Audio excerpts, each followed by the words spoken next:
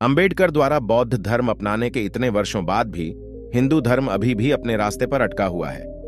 आखिर ऐसा क्यों हो रहा है? आज की वीडियो में हम आपको बताएंगे। इस चैनल पर आपके लिए रोजाना बाबा साहब के जीवन से जुड़ी वीडियो लेकर आता रहता हूं। बाबा साहब अंबेडकर को मानने वाले लोग चैनल को सब्सक्राइब कर लें। तो चलिए शुरू करते हैं इस वीडियो को। दुर्भाग्यवश बाबा साहब अंबेडकर की इच्छानुसार वर्ण और जाति को पूरी तरह से खारिज करने के बजाय हम उन्हीं संस्थाओं को राजनीतिक लाभ के लिए या धार्मिक रूढ़िवादिता के लिए मजबूत करना जारी रखते हैं। 67 साल पहले 14 अक्टूबर 1956 को अपने निधन से सिर्फ 7 हफ्ते पहले भारतीय संविधान के वास्तुकार और दलित वर्गों के नेता B.R. अंबेडकर ने हिंदू धर्म को त्यागने और बौद्ध धर्म में परिवर्तित होने का जीवन बदलने वाला निर्णय लिया। बर्मा, जिसे हम आज के समय में म्यांमार कहते हैं, एक श्रद्धेय बौद्ध भिक्षु चंद्रमणि ने दशहरा के हिंदू त्योहार की सुबह अंबेडकर, उनकी पत्नी और देश भर से एकत्र हुए कुछ लाख लोगों को बौद्ध धर्म की दीक्षा दी।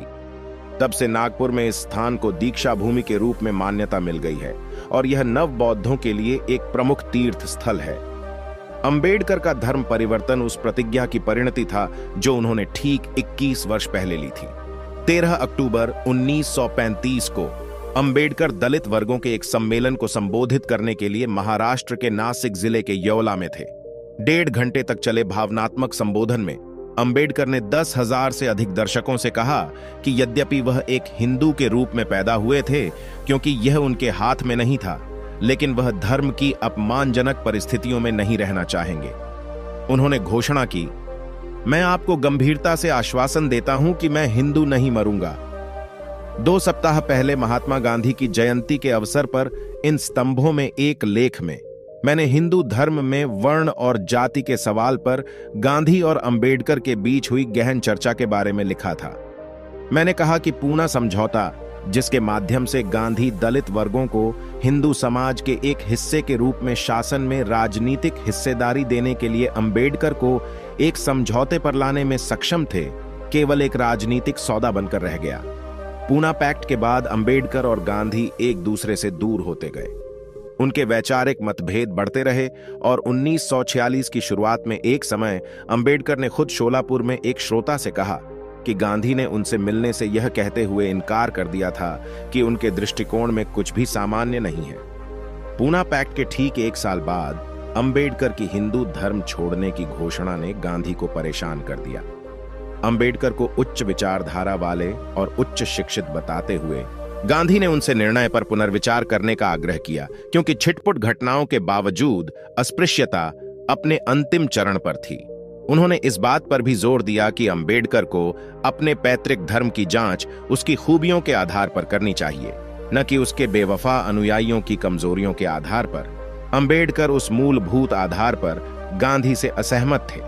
जहां गांधी ने आस्थावान लोगों को दोषी ठहराया, वहीं अंबेडकर ने हिंदू धर्म की शिक्षाओं को दोषी ठहराया। उनके लिए जब तक जाति और वर्ण अस्तित्व में थे, अछूतों के लिए कोई स्वतंत्रता नहीं थी। मई 1936 में बंबई के दादर में दिए गए एक लंबे भाषण में अंबेडकर ने जोर देकर कहा कि सवर्ण हिंदुओं और अछूतों के बीच संघर्ष एक स्थायी घटना है, क्योंकि जिस धर्म ने आपको समाज के सबसे निचले स्तर पर रखा है, स्वयं शाश्वत है। जहां तक दलित वर्ग के सदस्यों, जिन्हें वे हरिजन कहते थे, को कांग्रेस में शामिल करने के गांधी के प्रयासों के संबंध में अंबेडकर ने स्पष्ट कहा था कि यह एक जाल है जिसमें अछूतों को नहीं फंसना चाहिए। 18 से 19 जुलाई 1942 को नागपुर में अखिल भारतीय दलित वर्ग सम्मेलन में एक महत्वपूर्ण भाषण देते हुए अंबेडकर ने गांधी के प्रति अपने विरोध के कारणों को समझाया। तब तक दलित वर्ग सम्मेलन में बड़ी भीड़ जुटने लगी थी। नागपुर सम्मेलन में दर्शकों की संख्या 75,000 से अधिक थी। पूना संधि के बाद के वर्षों में ब्रिटिश सेना और प्रशासन में भी उनकी संख्या में वृद्धि देखी गई। अंबेडकर ने इस जागृति का उल्लेख किया, लेकिन जोर देकर कहा कि यह हिंदू दान का परिणाम नहीं, बल्कि पूरी तरह से हमारे अपने श्रम का परिणाम था। अंबेडकर ने तर्क दिया कि दलित वर्गों के अधिकारों को सुरक्षित करने के लिए राजनीतिक शक्ति महत्वपूर्ण थी, जिसके बिना हम नष्ट हो जाएंगे। अछूतों के लिए राजनीतिक लड़ाई जीतने में सभी प्रतिकूल ताकतों में से अंबेडकर ने गांधी को सबसे दुर्जेय ताकत पाया। हालांकि हिंदू धर्म में वर्ण और जाति व्यवस्था के खिलाफ अंबेडकर की लड़ाई सत्ता की राजनीति से परे थी। इस संबंध में एक ऐतिहासिक हस्तक्षेप उनकी 1936 की पुस्तक एनिहिलेशन ऑफ कास्ट थी। जाति उन्मूलन को मूल रूप से उस भाषण के पाठ के रूप में तैयार किया गया था जिसे उन्हें लाहौर में जाति पति तोड़क मंडल के कार्यक्रम में देने के लिए आमंत्रित किया गया था। हालांकि चतुर्वर्ण प्रणाली के संदर्भ में वेदों और अन्य हिंदू धर्म ग्रंथों की अंबेडकर की कड़ी आलोचना को आयोजकों ने बहुत विवादास्पद माना और कार्यक्रम को अंततः रद्द कर दिया गया। फिर अंबेडकर ने निबंध को एक पुस्तक के रूप में प्रकाशित किया। अंबेडकर ने जाति व्यवस्था को एक सुनियोजित दुर्भाग्य कहा और कहा, अगर हिंदू इस दिशा में ईमानदारी से काम करने को तैयार हों तो मुझे जाति व्यवस्था के विनाश में अग्रणी भूमिका निभाने में खुशी होगी, भले ही इसके लिए उन्हें अपना धर्म छोड़ना पड़े। परिजन और रिश्तेदार और उनकी धार्मिक धारणाएं। उनका दृढ़ विश्वास था कि अंतरजातीय भोजन या विवाह से जाति को दूर नहीं किया जा सकता, क्योंकि यह एक मानसिकता और मन की बीमारी है। उन्होंने यह देखने के लिए 2 दशकों तक इंतजार किया कि क्या हिंदू जाति उन्मूलन के उनके प्रस्ताव को स्वीकार करते हैं। कई तथाकथित उच्च जाति के हिंदू दीक्षा भूमि में रूपांतरण में अंबेडकर के साथ शामिल हुए। अपने धर्म परिवर्तन को सही ठहराते हुए अंबेडकर ने बौद्ध धर्म को भेदभावपूर्ण हिंदू सामाजिक व्यवस्था के खिलाफ विद्रोह बताया।